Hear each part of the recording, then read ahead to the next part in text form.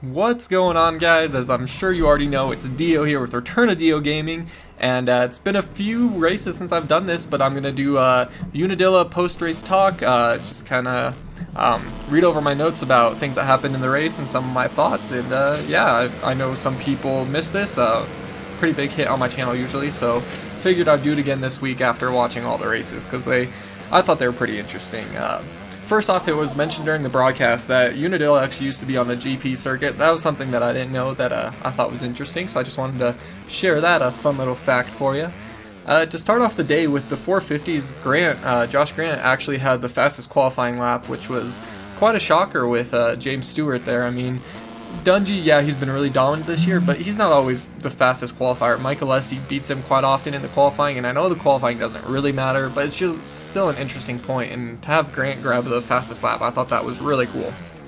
Moving right along though, gonna go in the order that the races are shown. So first off, on 450 Moto 1, so I'm just gonna read through these notes, but yeah, here we go. Oh, one other thing about qualifying, I want to say Derek Anderson barely squeaked in with 36th. That means he did not have to go to a consolation race, which was good, but he grabbed that last final spot, just getting in by a thread. Anyway, Michael Byrne got the whole shot, which pretty astonishing. You don't hear about him too much these days, and he was out there leading. Then Stewart takes the lead, and he crashes. He crashes pretty hard, whatever, that's that. Then Weimer gets in the front, and then he crashes really hard. He was coming around a corner. It kind of seemed like his front wheel tucked, and then his back end just swapped and threw him hard. He was down on the ground for a while, but he did come back for Moto 2, so that was awesome. After Byrne grabbed the whole shot and then lost it to Stewart, and Weimer passed him, Byrne finally gets back up to into first place, and he's running well. Everyone thinks he's going to take this one, take it home, and they don't show it on TV, but they show him down on the ground. And what actually happened, he caught his foot in a rut, and it twisted it so hard that he broke his leg. I'm not sure exactly what bone in his leg, but he didn't even crash. He just caught it in one of those gnarly ruts at Unadilla, and then went over and laid down on the ground and was out of the race and would not return. So that was a huge bummer for him. Then Alessi has some bike problems throughout the race. He pulls off. Pretty sure, well, I don't remember exactly what he finished, maybe 18th or something, I don't know, I'm terrible. But he pulls off, so his whole consistent second place thing didn't really work this time. And after all these crashes, all these lead changes, Tickle was actually in the lead, and Dungey ended up getting him, but the overall of 450 Moto 1 was Dungey, Tickle, Millsap, Short, and Grant. Stewart ended up 9th after crashing twice. Yeah, so that sucks. You guys know what a huge Stewart fan I am, but I'm not going to linger on that. He crashed twice in the first moto, kind of pathetic, but I thought he should wait till Supercross anyway. Going on to oh, and another thing, I keep forgetting this is terrible. Anderson finished 22nd, so he didn't get in the points, but he wasn't super far in the back, so that was good for him in Moto 1. 250 Moto 1, Zach Bell comes out and rips another whole shot just like he did last week. He's running out front really well, and then he ends up going down in a corner, and Roxon is right behind him, and if you watch, Roxon almost plows right into his head. Bell, it must have just been a little intuition. He twists his head right at the exact moment that Roxon's tire just skims right by. It was sketchy, but luckily he didn't get hit in the head. That would have been terrible. Tomac and Barcia both got really bad starts, and I was expecting Barcia to go 1-1 at his home track. I'd been really pumped for him. I thought he was going to take it. Didn't end up working that way, but as I said, Roxon took the lead when Bell went down. So he's out there running in front. Musquin, he was, Musquin, whatever. I'm pretty sure it's Musquin. He was on a crazy mission. He was riding like a madman off the track at one point, jumping in the grass. It was crazy seeing him ride, but he was doing awesome. A lot of people, wondering where Blake Baggett was. He was up into third. In this moto, Jeff Emick, the announcer, says that a fall usually takes 8 to 10 seconds, and I just thought that was an interesting little point to throw in. That, I mean, I'm sure he's talking like a little tip over in a corner, but just to think that if you're in the lead with a 15-second lead and you tip it in the corner, you can still probably get up and win it. But if you only have a 6-second lead, probably not going to happen. I just thought that was interesting, and I'd throw that out. At the end, Roxon wins it, and he launches out of Gravity Cavity. His first moto win, congratulations to him. He's going crazy, but he jumped so far and swapped and got head shake, and it was sketchy. It would have been really funny, but really a bummer if he would have crashed after winning that, jumping out of the gravity cavity. But alright, so top 5, we had Roxon, Musquin, Baggett, Wharton, who they barely even mentioned, then Jason Anderson, great ride for him, Tomac in 6th, Barsh in 7th, Bell in 8th. I mentioned those 3 since I mentioned them throughout the talk, that I figured I should at least say where they finished. So then we're on to 450 Moto 2. Let's see what happens here. I was so upset about this. You know, they have like on board with James Stewart GoPro, and Mick's like, yeah, you're gonna see him launch some big jumps, and they show it for like 5 seconds, and he like hits a double and then goes up the hill, and that's it. They didn't even show like the sky shot or anything. I don't know. I thought it was really sad, but BMX ran long before it, so I guess maybe they were tight on time. But don't show us a GoPro and then not show us any real cool footage or whatever. But whatever. So 450 Moto 2 starts, and Short and Millsaps are neck and neck for the whole shot. The ticker on the screen said Millsaps got it. A lot of people on Twitter said Short got it. When I say people, I'm meaning Verb, RacerX, Transworld.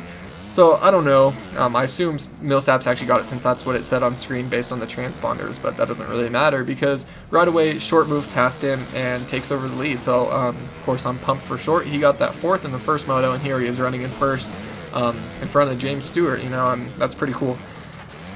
Okay, so just noticing throughout the 450 moto, the track is just so rutted. I mean, Byrne caught his foot in a rut in Moto 1, but the ruts are 20 times worse this moto. It's ridiculous. Doesn't even look like it'd be fun for us average folk to even ride on. No thank you.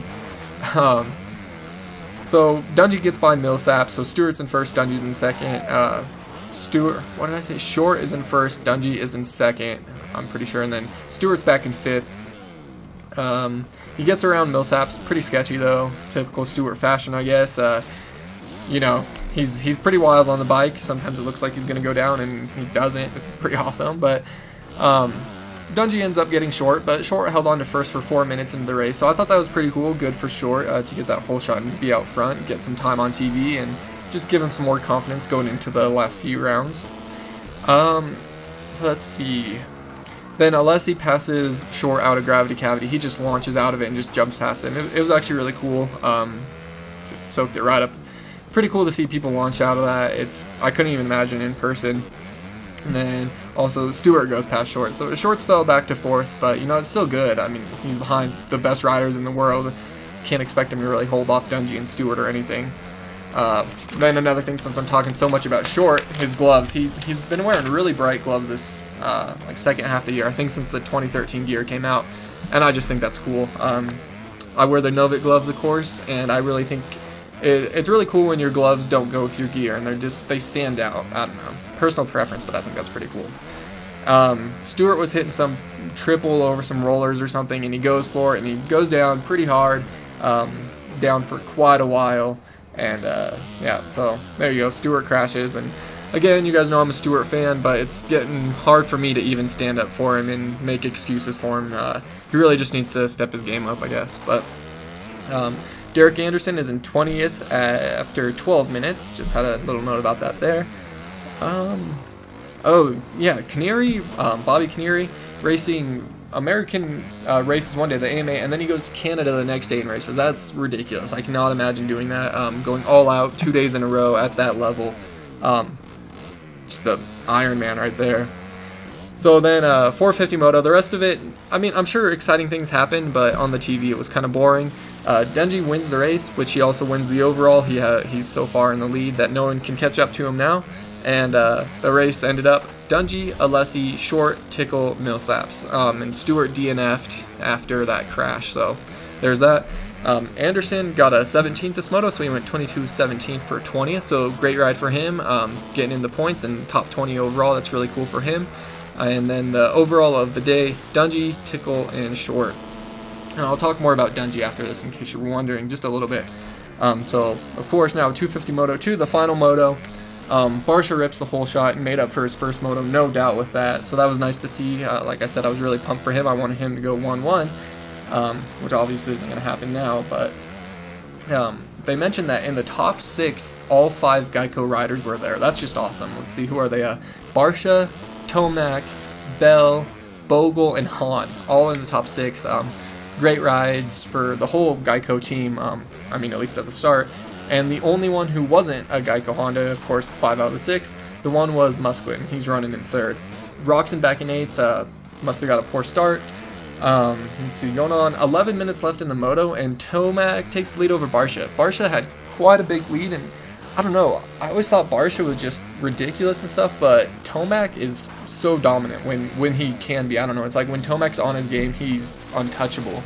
He can run these guys down like he did, I'm pretty sure it was Freestone, and just make them look bad. They'll have these huge leads, and he can just knock them down in a few laps. It's so cool to see, and I know Baggett does the same thing, but I guess Tomac, I connect with him better being Colorado, so I have bias towards him, and he just amazes me with the way he can do. So let's see, Barcia falls back, and then it looks like the running order after that: Tomac, Barcia, Musquin, Bogle, Baggett. So obviously Baggett passed Bell and Hahn and got up into that top 5 area. And Tomac just launching the gravity cavity like it's nothing. He's just eating it for breakfast. No, I don't know. I don't even know what to say. He's just killing it. Musquin and Bogle, they actually have a race till the very end. And what's interesting about this is if Musquin beats Bogle, he'll get the overall. If not, then someone else will get the overall. I don't even know who would have got it. Maybe Tomac, maybe, yeah, I don't know. Doesn't matter, but they're racing up until the very last corner, the very last drop into gravity cavity and out, where the finish line was, of course. But really cool to see a battle straight to the end. I mean, I know so many people say the races are boring, but when you have something like that that's down to the wire, that pretty much makes up for the rest of the race, in my personal opinion. So the overall of that moto, not the total overall, was Tomac, Barcia, Musquin, Bogle, Baggett, Roczen. So after winning the first moto, Roczen doesn't do quite as well the second, but after the race he says he might have got the flu or something, he's not feeling too good, so that's a bummer, but at least they have another week break, so hopefully he can come back strong to Steel City. The overall in the day, though, Musquin, Tomac, Roczen. So I said I'd mention Dungey a little bit more, and that's because this was just a killer day for KTM. Very cool for them. They won the 450s, which, you know, Dungey's been winning all year, so that's not a big deal for the day. But they also get their first 450 championship in America. And KTM's so proven overseas and with off-road races and stuff like that. I mean, they're so big over in Europe and whatnot, the GP series, but then to have them actually win an AMA, and sure, you can say, well, Stewart wasn't there the whole year, Chad Reed wasn't there, Villapota wasn't there. Yeah, I get that, and yes, they probably would have beat Dungey, but you know what? They weren't there, so it doesn't matter. Dungey took the championship for KTM. That's awesome for him. Congratulations to him and the whole KTM team. But then also for Roczen to win his first moto of the year on the KTM in the 250 class. That's great. And then Musquin to get the overall on a KTM. It's just really cool to see another big brand jumping in there, being able to compete with Pro Circuit, Cowie, of course, and Geico Honda, and just everyone. Really cool for that. But now we have a week break, and then we'll be coming back to Steel City. Maybe I'll do another talk there, maybe not. Let me know what you thought about this, though. I don't know, when I'm actually recording these, I feel like they're kind of boring and monotonous, but a lot of people enjoy them, so I hope that you guys did. Leave a like if you did, and I don't know, just tell me what your thoughts about KTM are, because I'm kind of thinking maybe now their sales will skyrocket, because I think they're good-looking bikes, plus now they're proven. They've won 450 motos in championship. They've won 250 motos, overall and single motos. So do you guys think that KTM is going to become a big hitter now, and that you're going to see more KTMs at your local track? Anyway, guys, as always, this has been DeeO. Take it easy. If it's easy, take it twice. I'll talk to you later.